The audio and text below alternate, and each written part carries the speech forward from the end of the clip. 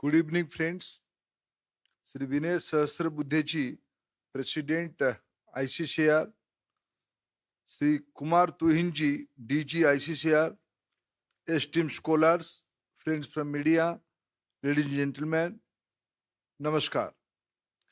I'm happy to be here at the concluding session of the Knowledge India Visitors Program. On behalf of my country, on behalf of Education Department of Government of India, I welcome the global academia in this two-day conference. I understand that the two-day program with brainstorming session with experts on diverse subjects have been of much help to showcase India's leadership role at the helm of the knowledge civilization. I stand before you today not just as the country's education minister, but as a proud inheritor of a rich and ancient legacy, a legacy that has shaped not just our nation, but the very course of human civilization. India's ancient knowledge is a vast and diverse treasury trove spanning fields as diverse as philosophy, mathematics, astronomy, medicine, and literature. The knowledge preserved and transmitted through generations has had a profound impact on the world, shaping civilizations and influencing the course of human history. Ancient India stands as a rich tapestry of culture, tradition, and values deeply intertwined with remarkable achievements in science, mathematics, astronomy, architecture, and many more. Let me mention about a few. Friends, in 1884, Greenwich became universally accepted as a prime meridian from where all world time is calculated. Way before that, Dongla, the village near Ujjain in the central part of India, was considered the central Mediterranean meridian of the time in the India. As per the Surya Siddhanta, a 4th century astronomical discourse, Dongla in Ujjain is geographically situated at the precise spot where the zero meridian of longitude and the tropic of the Cancer intersect. This is why it was considered the navel of the earth, and this observation was made at a Vedasala observatory which was built between 1725 and 30 by Maharaja Sawai Jai Singh II of Jaipur. Even today, where you may be born, when a panchanga or a horoscope as per the Hindu almanac is drawn up, it is always based on the Ujjain time, roughly 20 minutes behind Indian Standard Time. An ancient Indian physician and surgeon, regarded as one of the first surgeons in the world, pioneered advancement in the surgery over 2600 years ago.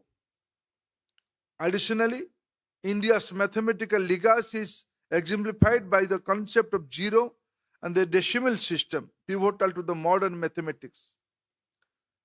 Architecturally, the intersect carving of Khajuraho temples and the structural marvel of the ancient Ellora caves illuminate India's mastery in the craftsmanship and engineering. The Konark Sen Temple in my home state of Odisha is a marvel of ancient architecture built in the 13th century. It's designed as a colossal chariot with intricately carved wheels and horses. The temple is positioned in a way that the fast rays of the sun are down aligning with the entrance, creating a spectacular play of light and shadows. The architectural wonder not only serves as a tribute to the sun god, but also showcases the advanced astronomical and mathematical knowledge of its builder, reflecting the deep connection between art, science, architecture, and spiritual in ancient India. As we deep dive into the archaeological wonders of Rakhigarh in Haryana and Sanauli in UP, or the architectural splendor of places like Tanjavur, we honor the profound roots of India, that is Bharat, as a cradle of the oldest civilization. Beyond the grandness of these ancient sites lies a testament of India's rich heritage, not merely in the terms of architectural marvels, but as the harbinger of the democratic ideals.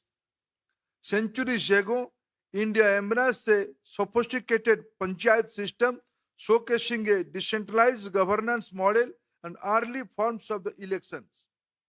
This historically gems reference India's status as the oldest civilization and the nurturing mother of democracy, where seeds of inclusive governance were sown ages before the modern era. The holistic amalgamation of the cultural depth and the intellectual prose defines ancient India's enduring legacy, that Indian knowledge system. At the heart of India's ancient knowledge lies a deep respect for the interconnectedness of all things. This holistic worldview, rooted in the concept of Vasudhaiva Kutumbakam, the world as one family, emphasizes the harmony between humanity and nature, and importance of living in balance with the universe. For us, this is not merely a worldview, it is much more than that. It is an actionable agenda to voice the concern of the globe, in the particular the global south, in achieving shared aspiration to secure shared prosperity. The Vedas and Upanishads and the Bhagavad Gita are among the most revered texts in India's ancient knowledge and wisdom. These profound scriptures offer guidance and, when followed in the letter and spirit, lead us unto the path of enlightenment. Under the leadership of Honorable Prime Minister, we are implementing the visionary national education policy. It recognizes the immense value of India's ancient knowledge and traditions. National education policy emphasizes the importance of integrating Indian knowledge system into the education system, recognizing its potential to address contemporary challenges and shape a more sustainable and equitable world. Under national education policy, several initiatives are being undertaken to promote and revitalize India's ancient knowledge under the newly created IKS division in the Ministry of Education. This includes establishment of IKS centers in universities and institutions across India, promotion of IKS-based research and innovation, integration of IKS into school curriculum, development of teaching and learning resource for IKS. National education policy also emphasizes the importance of rootedness and local language in education. We believe that a strong rootedness and a sense of national identity is a foundation of a global citizenship. These initiatives are not just about preserving our heritage, they are about empowering our youth to become global citizens who are deeply rooted in their own culture and traditions. Through initiatives like Knowledge India Visions program, we are forging stronger connections with the international academia community and promoting cross-cultural dialogues. The, the renewed interest of foreign universities in ICAS will lend in the much needed boost. The usefulness of yoga and Ayurveda and their growing popularity across the world, more so during the COVID pandemic, is all known to us. In fact, it has come handy as we move ahead in harnessing its innate potential to build a credible interface between the ancient knowledge and their modern day utilities. India's ancient knowledge is not just a relic of the past, it is a living tradition with the power to shape brighter future for our nation and the world. Let us continue to cherish our heritage, learn from our ancient wisdom, and apply it to the challenge of the present. Friends, before I conclude, I suggest one topic in front of this August gathering. India doesn't mean culture, heritage, and about past. Today, India's economic strength is not only contributing its own citizens, it is the driving point, it is the engine of global economic growth. Today, India is the number 5th largest economy in the world. India is the number 3 energy consumer of the world. By next 5 years, India will move to the number 3 economy of the world. With this scenario, with this situation, university like yours must understand India's emerging aspiration, India's market, India's behavior of modern market. This should be one of the study area in foreign university for foreign students to know the India. I hope together we can build a world by understanding the global civilization, particularly India, which will create a harmonious and sustainable and just world for all of us. Thank you, friends.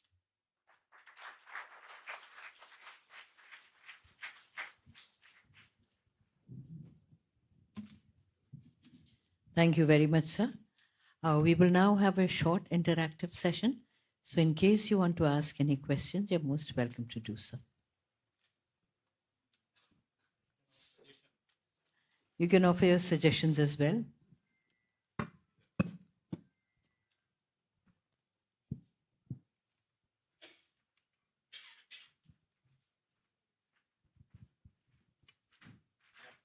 Professor there. He is coming.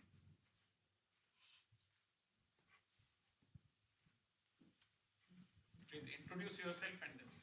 Good afternoon. My name is Jacob de Rover. I'm from Ghent University, Belgium. Now, I have a concern that's been bothering me today. See, there's two, not just messages, two ideas that seem to be mixed here.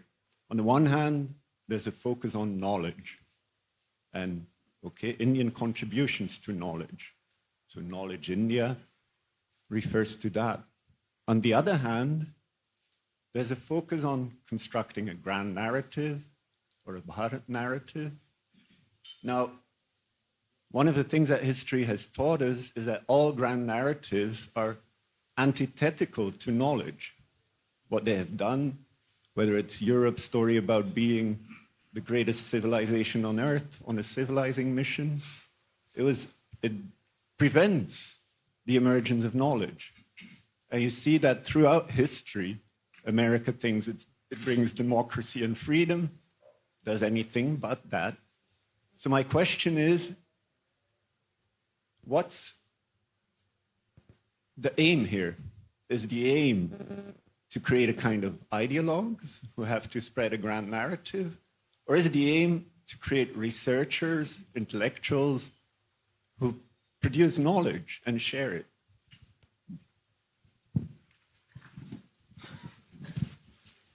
Thank you for a very fundamental question. But for me, as a student of social science, I don't see any contradiction between both the things. Creating a narrative, creating a brand in the modern management terminology, and getting into the fundamentals of a society, which you narrated in a very specific manner, knowledge versus branding, knowledge versus narrative. Personally, I don't see any contradictions in that. Knowledge is truth. Knowledge is grounded. Knowledge is which is black and white. That is the real narrative. And I am proud when I am talking about India is the mother of democracy. In the 4th century, this is not folklore. In the southern part of country, in a stone, there are certain literature written. If you research what are the literature written, there's an explanation of a local self-government. How collectively people decide about the local government system. That is the primary seeds of democracy. This is the founding of a research. And this is the story of 4th century BC, AD, 4th century AD. This is the reality. This is the finding of a research. And this is the narrative. I can cite, as I said, I cite Konark Temple. I represent the eastern part of my country. There is state Odisha, where One sun temple has been built thousands years ago. Just imagine, more than 300 meters height temple has been built. There must be involvement of physics. There must be involvement of structural engineering. There must be involvement of civil engineering. There must be in the seesaw. There must be involvement of chemical engineering. This is the finding of today's research. This is the narrative of India. So in India, I can cite you thousands of examples. We invented zero. We contributed in global numerology, the global mathematics, there's some zero. This is Indian finding. This is the finding of a research. And this is black and white. This is Brand Bharat. So for me, this is not contradiction. There is no contradiction between knowledge, pursuing knowledge, doing deep research, and creating a narrative. And that rightly, when the human civilizations move ahead, every human being with their own imagination, they have created their own history, looking into their vicinity, their locality. In a free society, in a democratic society, in a human society, they are free to do that. But that doesn't mean in other part of world has no such background. That for in Indian civilization, we envision a concept, Vasudhaiva Kutumbakam. We thought about sustainability, we thought about a global family, we thought about a global citizenship centuries ago. Not cost of anybody. Harmonizing is our philosophy. So I don't see any contradiction. Any other question? The gentleman on the right, please.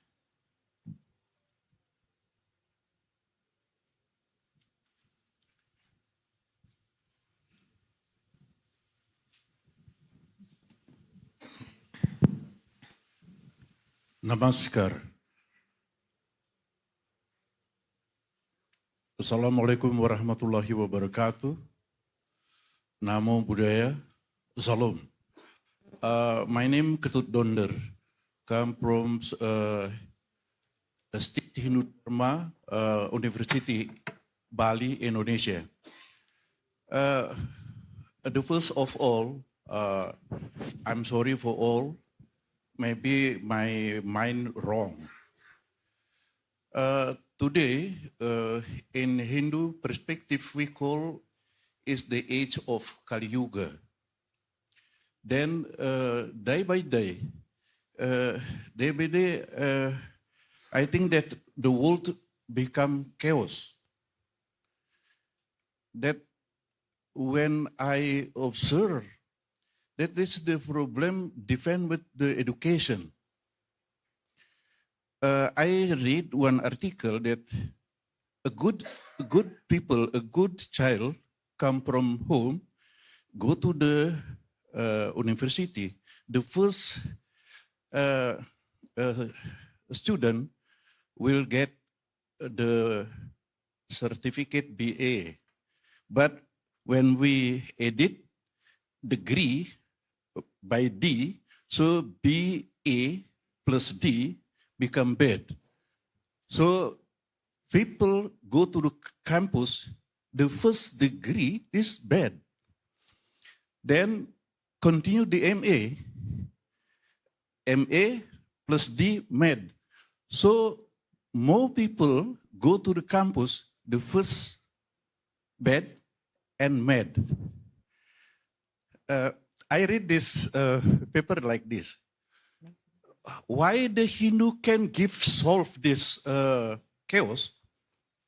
Because we find in Mundaka Upanishad, dwe vidya vidyate para afarascha. Sir, please come to the question. Yeah. We have a shortage of time. So can we solve the world that now we are studying, we are education based on positivism paradigm. Why not use the para vidya paradigm? I know that in education We only transfer knowledge, then not transfer value. Vivekananda say that education without character is not education at all. So maybe wrong my mind. I need you give clarification. Thank you. No professor needs clarification. Professor are here to teach, and you taught us very nicely. Thank you. Gentlemen, we request you to keep your questions short, please. Any other question?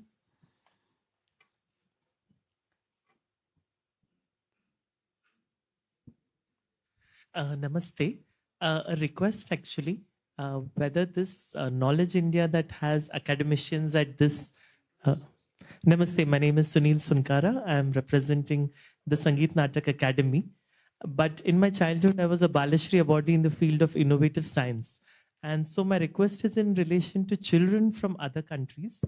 If we could have a Knowledge India similarly for them, where they come learn the Indian knowledge systems, and that could be something in connection with the Bal Bhavans, because right now, I don't think any of the Bal Bhavans are doing anything like that. But that could be a great way that summer camps. I had gone and studied in summer camps in UK and US as a child and as a young student. So if they could come here and the last 2 days, number of educators shared about the next generation. Thank you. Thank you. It's a good suggestion. And some of our institutions are also doing exactly what you have suggested. Recently, this year in summer, I had been to IIT Delhi. A group of students from Abu Dhabi came to IIT Delhi to attend a summer camp. They want to know about the latest technology. They want to see the intangible heritage of Indian culture. So in India is not merely attraction of cultural tourism only. Now India has a potential to guide the entire youngsters of the globe and the emerging technologies, new technologies.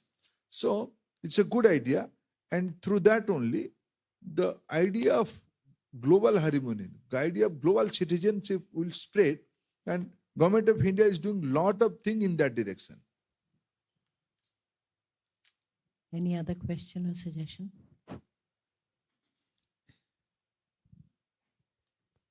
Gentleman there. Heinz-Werner Wessler from Uppsala in Sweden. You mentioned sustainability as one of the central features of Gyan Bharati. And I'm just wondering, we are in Delhi with this high air pollution and all the problems, the ecological problems that we are, of course, facing all over the world. And we are all fighting to find solutions for this. What would be the Indian contribution, since you're educational minister, particularly relating to education, on these imminent questions? What would be Gyan Bharati message to the world on the question of sustainability? Thank you. Prime Minister Modi just coming out of Dubai COP28 meeting. Let me give you a bare fact. India is not the one of the pollutant country. We are one of the least pollutant country to the global sustainability challenges. With that reality, we took responsibility to contribute for the sustainability of the entire civilization. And being education minister, now we're implementing, we're writing new textbooks from early childhood education, from age 3 to standard 12. 15 years of school education will be there with us. And sustainability is a priority area to teach and to experience among the youngsters of our country. Prime Minister Modi has envisioned a mission life. This is a social campaigning to create awareness among the school students, college going students about their responsibility. Prime Minister Modi has envisioned, given a clarion call, if we take responsibility, let us work for taking responsibility. This civilization, this country has enough by asserting its right. Everybody is talking about their rights. Now let us take responsibility. If someone will take responsibility, tens people right will be preserved. Sustainability is the primary protection will be there. Through our education system, through our textbooks, through our syllabus, we are giving utmost priority to sustainability. We're confident through a new pedagogy, through the new textbooks, the future generation will be more responsible, more concerned about the global climate concerns. Any other question? Yes, right at the back. I'm here to take responsibility on behalf of the delegates. Some have asked me to, before you leave, thank you very much for arranging this gathering and giving us the opportunity to have a dialogue with the ICCR and with the Ministry on this issue of Knowledge India. So thank you all very much indeed.